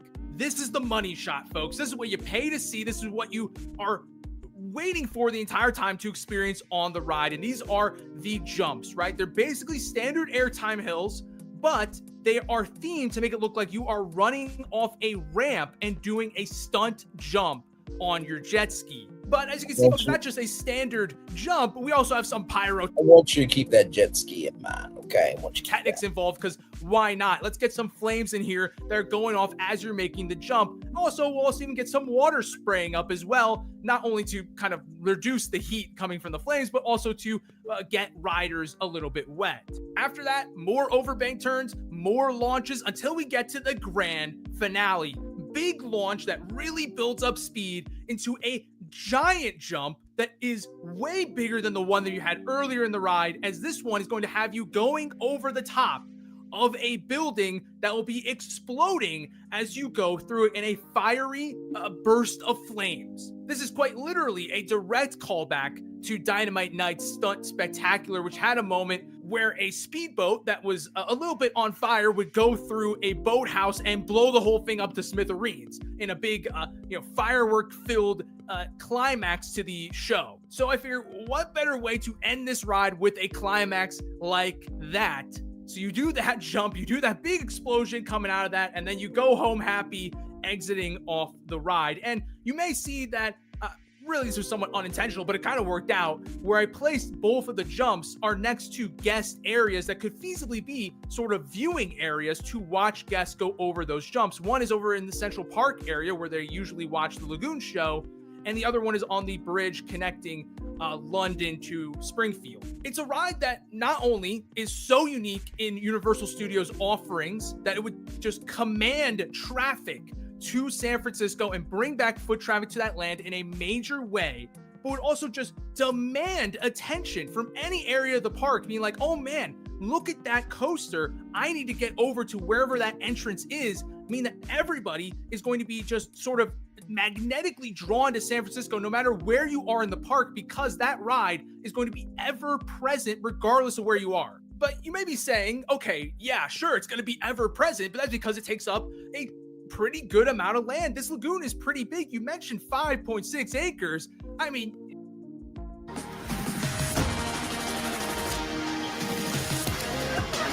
like I said, I want you to keep that jet ski in mind, because I have some ideas. Okay?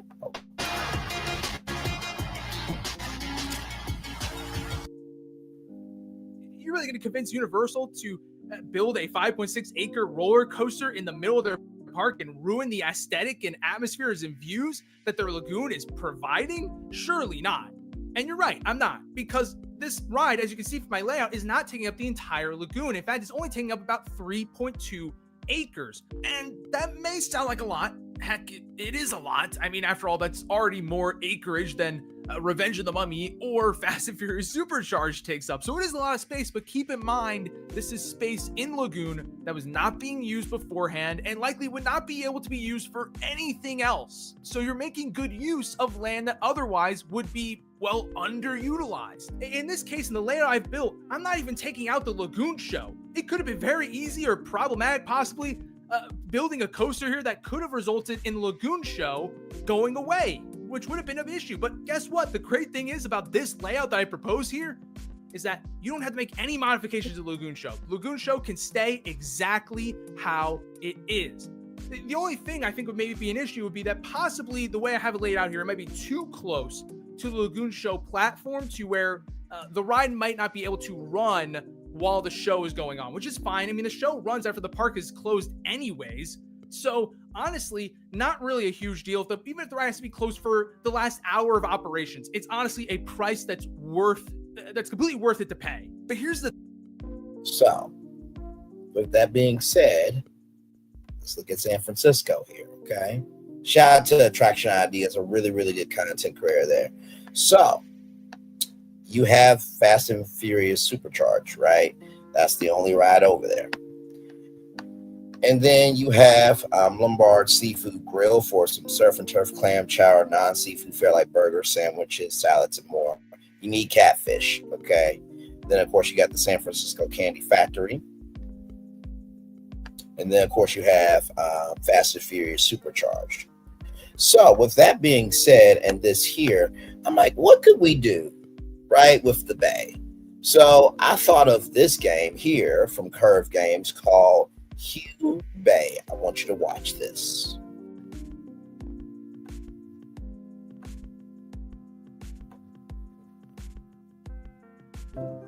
Dearest Hugh, oh, I've had the most dreadful luck.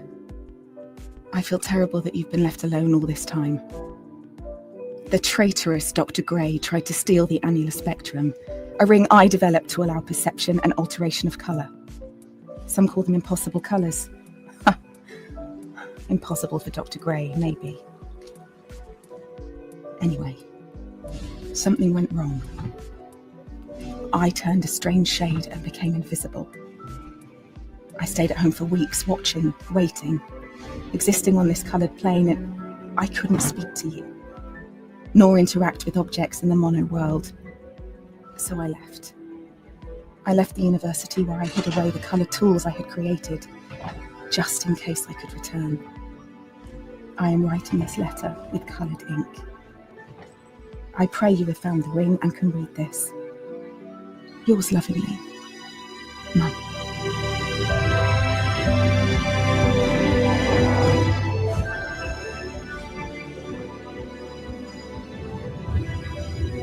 First of all, you're not feeling emotional. I don't know what you're doing. You see the Bay, right? You see the Bay. Okay, all right.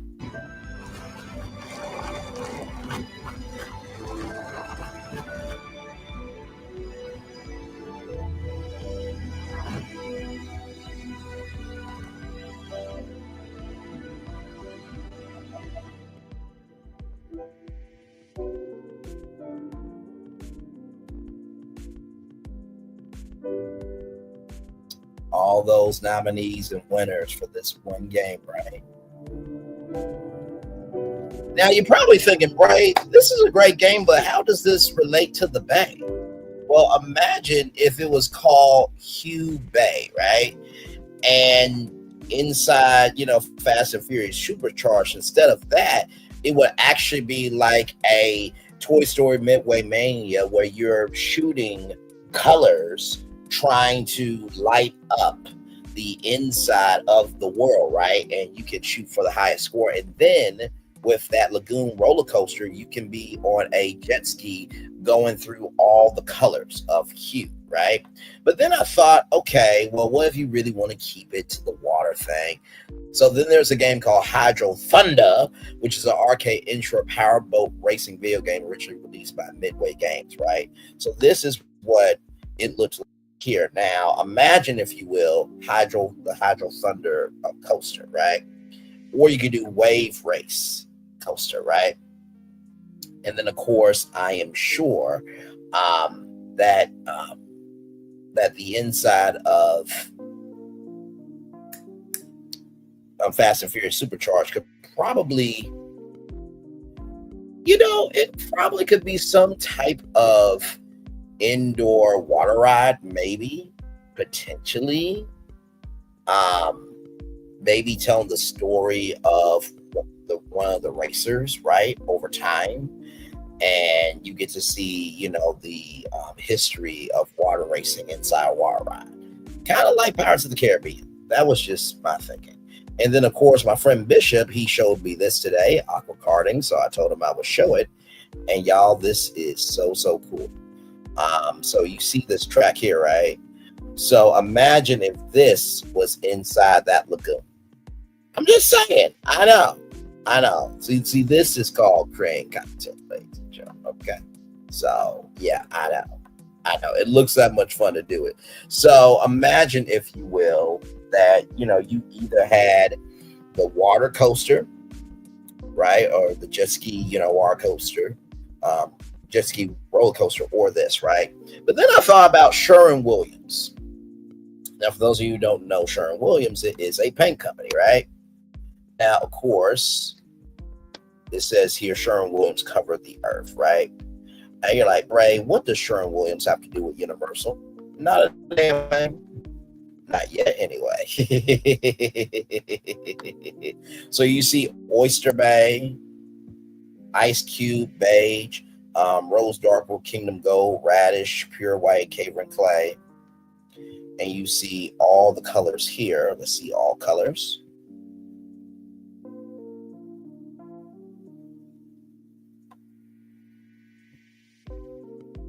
As it pulls up here for us.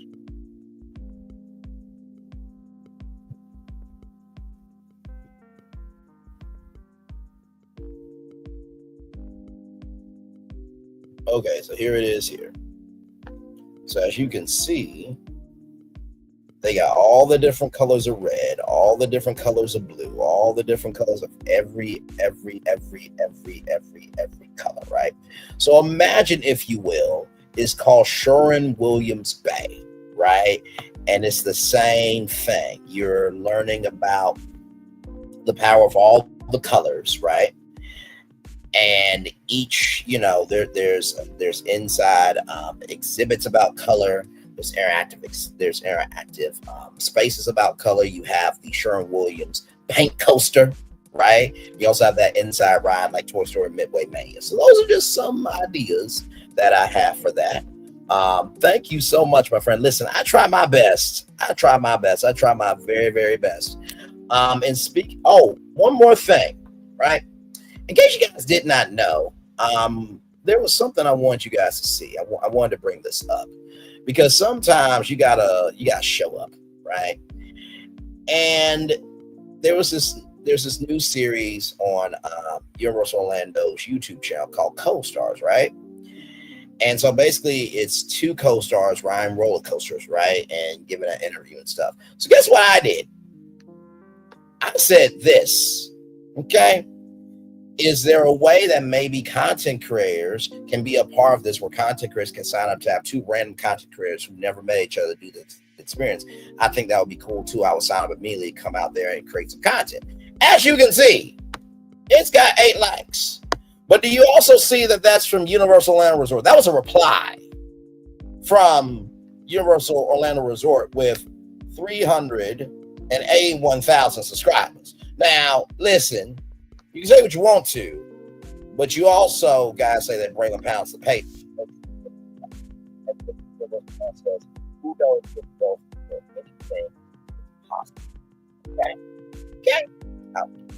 So, with that being said, if you're wondering what the Lagoon Show looks like, here it is here.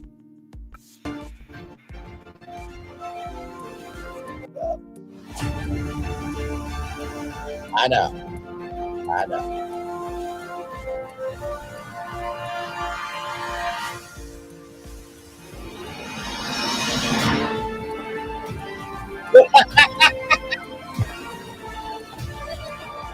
Love that damn show. Yes, indeed.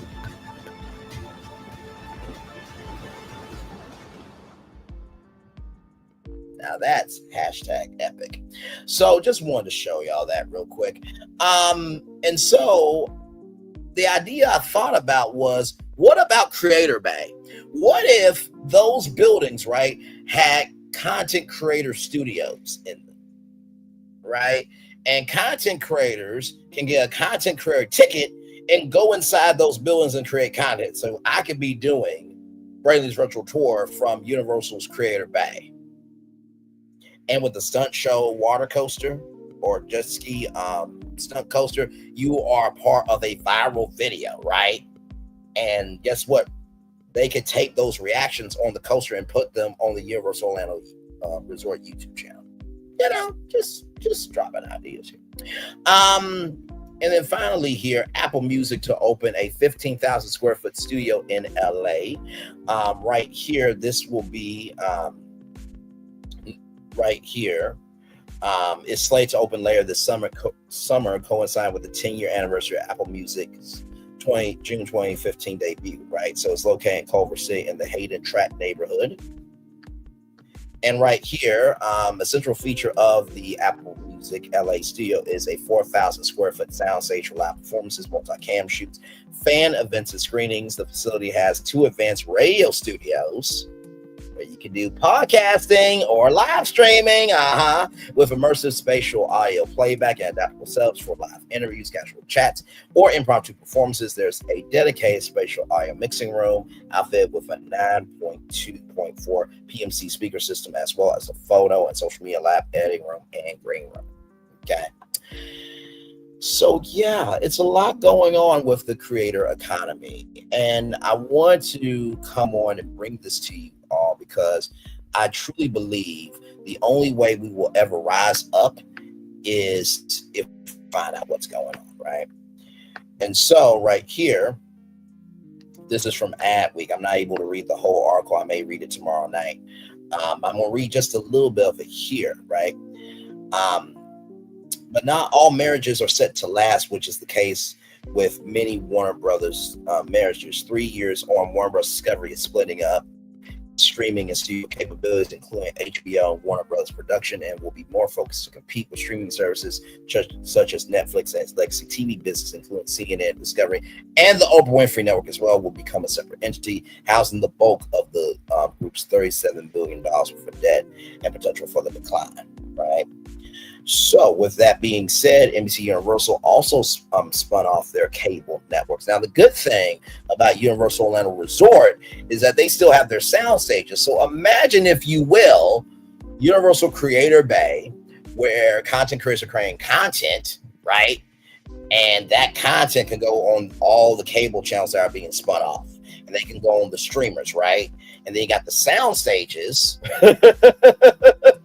to do bigger pieces of content. It says here, now each side has the chance to define a distinct brand, one focused on curate, high quality storytelling, the other on connection, immediacy, and innovation and live content. Being generous, you could say this breakup is a failure. It's a strategic reset, proving that clarity, differentiation, and brand purpose are critical in today's media landscape. So just wanted to show you what was going on in the world of the creator economy here, y'all. I hope you guys had a good time with me. I love being able to do deep dives like this. And like I said, you only will know what you go out and seek. So with that being said, I'm going to turn on my camera next. We've done the whole show for over an hour. Yes, we have. I love doing my show. I love it. I love it. I love it. I love it. Like I said, I really do hope that you guys enjoyed it. Truly, I thrive off of being different. I thrive off of being my own person. I also thrive owning my lane. You know what I mean? And like I said, all the ideas I provided, listen, if it just so happens, okay, that if it just so happens that any of these plans happen, guess what? That just means it was supposed to happen, right? Because there could be a impropriety thing where when I make it to Hollywood and, you know, I'm working with Universal with Braylon's virtual tour, Friday Night Live from Universal Orlando Resort, and I'm, you know, one of their big content creators, and I'm doing a lot for their, I'm doing a lot of content for that theme park. And let's just say that it's for now. Of course, let's just say that Napster and Disney do a partnership and I give them my Disney rebrand master plan. What people could say is, Braylon, you're playing both sides. You could say that. You could very, very, very, very, very well say that. However, in the same token, if these plans were public before I ever made to Hollywood, then I'm not really playing both sides because I was creating content. You see? Yes, indeed. So shout out to Linnell Stiller and also Yolanda Cameron for being here. Like I said, y'all, I hope you guys enjoyed this one. Wanted to bring you something fun because this trial has been a lot. And I like to break up the monotony of our channel. I like to showcase to you guys Oh, thank you guys so much for the 5 likes. I appreciate that. Like I said before, I like to break up the monotony of our channel. Just when you think you know what we're going on tour about, you have no idea. And I love that spontaneity and that propensity for the propensity of surprise and wonder can still happen to you. I remember when Oprah Winfrey said, it's not about the pencil that makes somebody excited, it's the fact that they got a chance to receive a free pencil, right? So I try to do that with every single tour. It's not the fact that a tour is happening, right? That's the exciting part. It's the fact of what we're going on tour about. That's exciting. So with that being said, everybody, it is time for the best outro on YouTube. Know what you do and do what you know.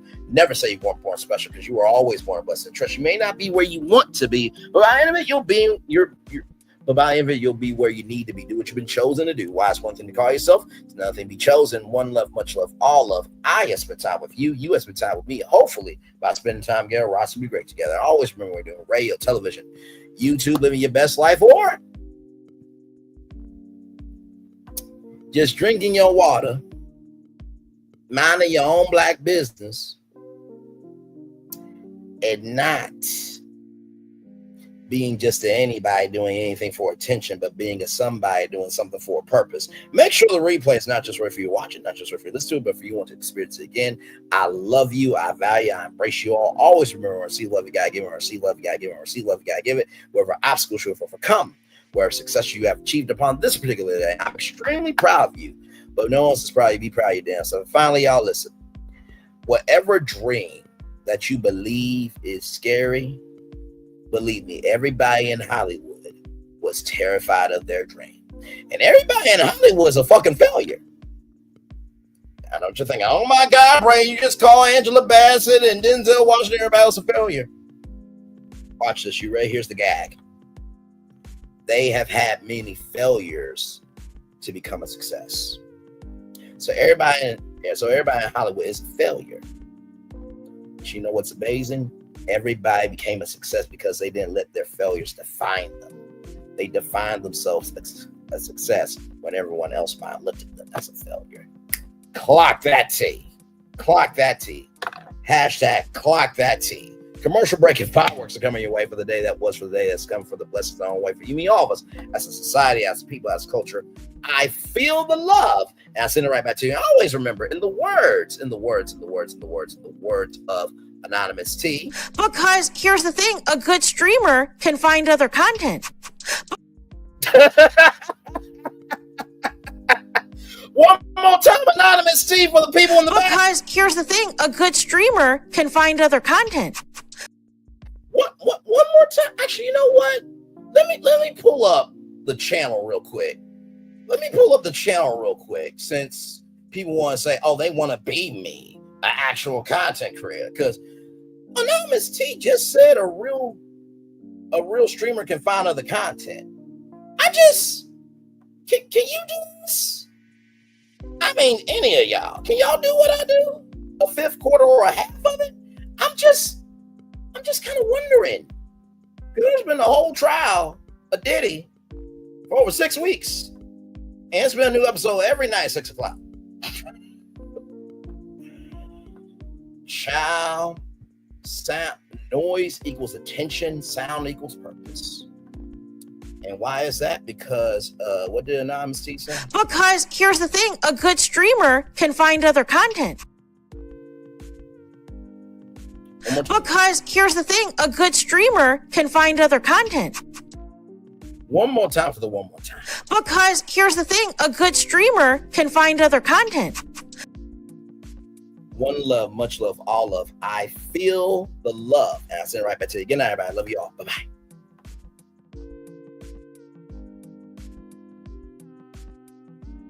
I thought I should tell you they've been talking about you.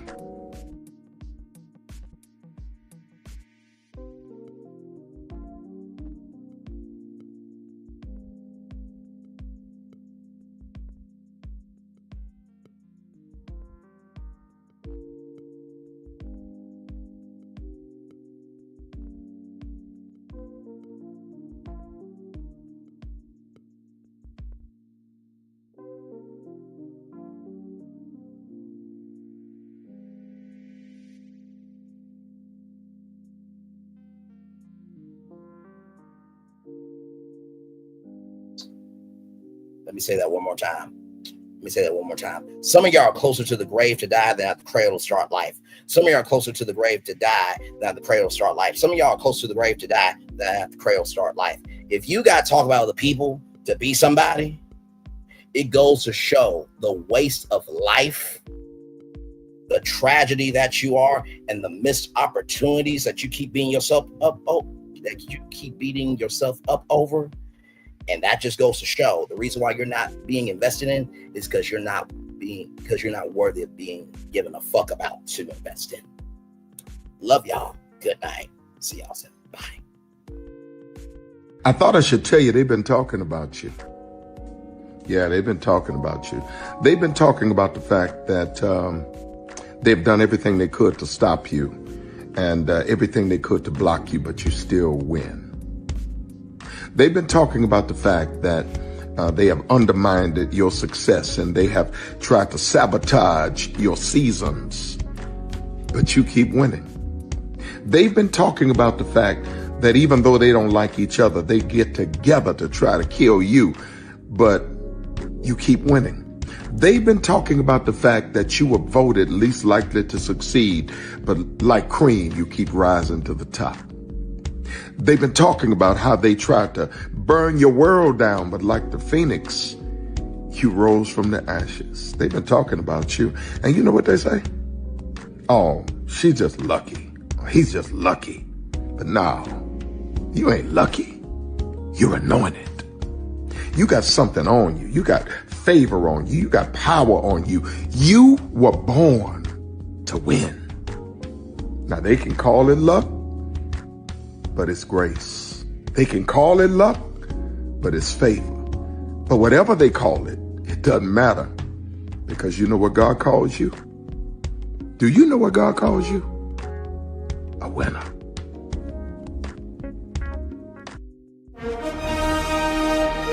Prepare for a journey beyond imagination, beyond belief, beyond anything you've experienced before. Universal Epic Universe, a new theme park where you'll step through extraordinary portals to 5 immersive worlds. Prepare for a cosmic voyage of discovery, an isle of fire-breathing excitement, a shadowy world of monsters and mystery, new wonders in the wizarding world, and a new way to play. Plus the splendor of a magnificent resort hotel overlooking the park. It's all new excitement at Universal Orlando Resort. A week's worth of vacation thrills with 4 amazing theme parks, a variety of spectacular themed hotels, and incredible dining and entertainment. It's all at Universal Orlando Resort, where you'll find new adventures every day. Explore the astonishing worlds of Universal Epic Universe at Universal Orlando Resort. Because here's the thing, a good streamer can find other content.